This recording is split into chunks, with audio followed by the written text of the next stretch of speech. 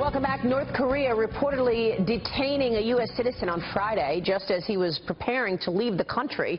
That news coming as the North threatens to sink a U.S. aircraft carrier to show off its military power. Right now, the USS Carl Vinson carrier strike group is headed toward the Korean Peninsula. I want to bring in Ambassador Christopher Hill right now. He's the former U.S. ambassador to South Korea. Ambassador, thanks very much for joining us this morning.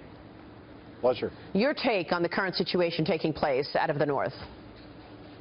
Well, first of all, I mean, North Korea has always been known for its kind of feisty responses to everything we say and do, and so we're seeing a little more of that. We're seeing a threat to sink the Carl Vinson. We're seeing a threat to attack Australia with nuclear weapons unless it stops being a supporter of the United States.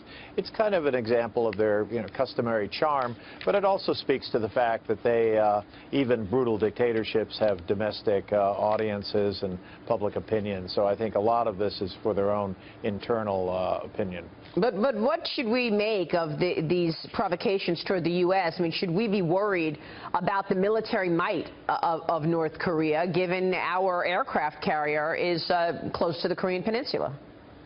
Well, certainly U.S. aircraft carriers don't go to places where they can't be defended, so I think the Navy knows what they're doing when they put an aircraft carrier anywhere in the world. But certainly we should always be concerned about the North Koreans. They have a million-man army, and now they have an increasing arsenal of new missiles, solid fuel missiles that are capable of clearly of reaching South Korea and Japan and maybe beyond. They seem to be working on multi-stage missiles to try to attack the U.S., and certainly their nuclear program has accelerated in recent years.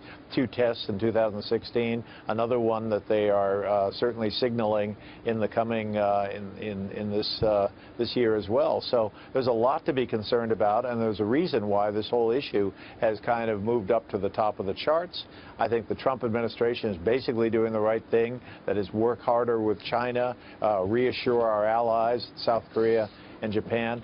But otherwise, I mean, we're going to have to be very vigilant about this. This is a very dangerous regime with a very dangerous set of weapons. Well, what should the U.S. be doing in terms of its allies perhaps supporting terrorist groups? For example, Israeli leader Netanyahu was on Sean Hannity this past week talking about Iran and saying that the U.S. needs to change that Iran deal. Listen to what he said. I want to get your reaction to it.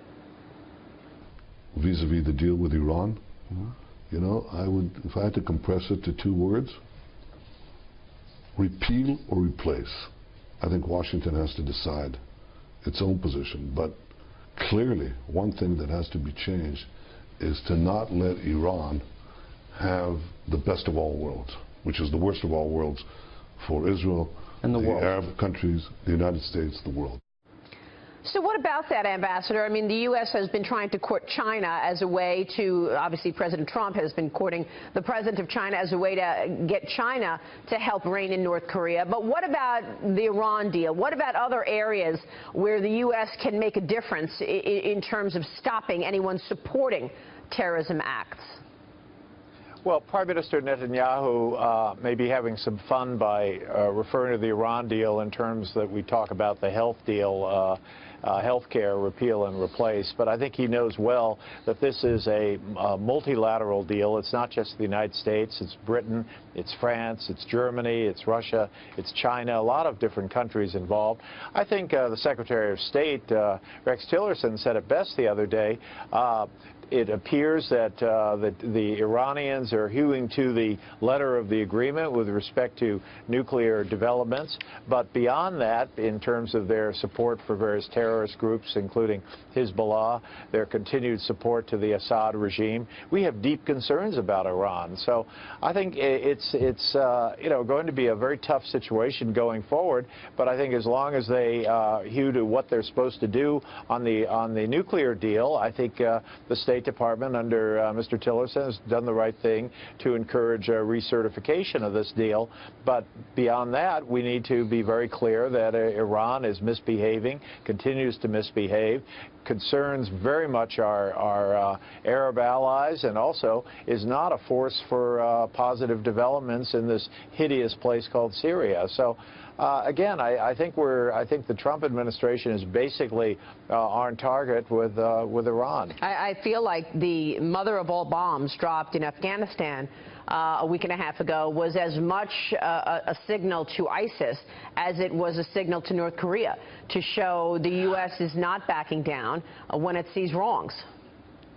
You know, I think to some extent that's how it certainly came out, although the U.S. commander in Afghanistan made clear that the weapon was used because of the target involved. And certainly a lot of Afghans don't want to see their country used as some sort of experimental place for new U.S. ordnance. So I suspect the U.S. military did use the bomb because there was an appropriate target.